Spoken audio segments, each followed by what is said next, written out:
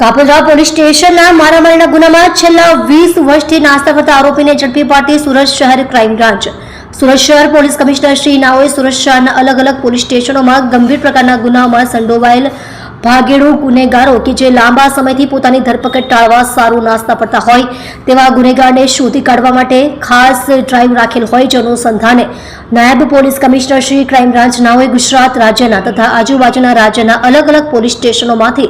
ગંભીર પ્રકારના ગુનાઓમાં નાસ્તા પડતા આરોપીઓની માહિતી એકત્રિત કરી એક્શન પ્લાન તૈયાર કરી તેમના સીધા માર્ગદર્શન હેઠળ police inspector Shri crime branch નાઓની આગેવાનીમાં ડીસીબી પોલીસ સ્ટેશનની અલગ અલગ ટીમના પોલીસ અધિકારી કર્મચારીઓ ટેકનિકલ સર્વેલન્સ તથા હ્યુમન ઇન્ટેલિજન્સ મારફતે વર્કઆઉટ કરી રહેલ હતા. આ વર્કઆઉટ દરમિયાન ખૂનની કોશિશ તથા ધાડ લૂંટ સ્ક્વોડના પોલીસ માણસોની મળેલ બાતમી હકીકતના આધારે કાપોદ્રા પોલીસ સ્ટેશન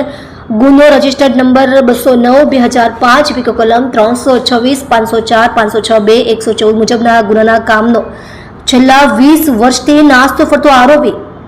મીટુ દંડપાની ઉર્ફે દંડિયા નાહક પ્રધાન વર્ષ 53 ધંધો સંચા મશીનમાં મજૂરી રહે અંજની ઇન્ડસ્ટ્રીયલ એસ્ટેટ વિભાગ 3 હુરસી પંડિતીની અન્નપૂર્ણા હોટેલની રૂમ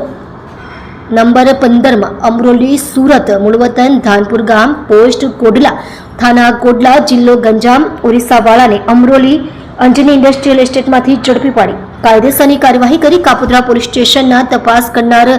અમલદારશ્રીને સોંપવા તજવીજ કરેલ છે. તમે જોઈ રહ્યા છો ગુજરાત સમ્રાટ news channel, chief editor Bhavesh પાટીલની સાથે.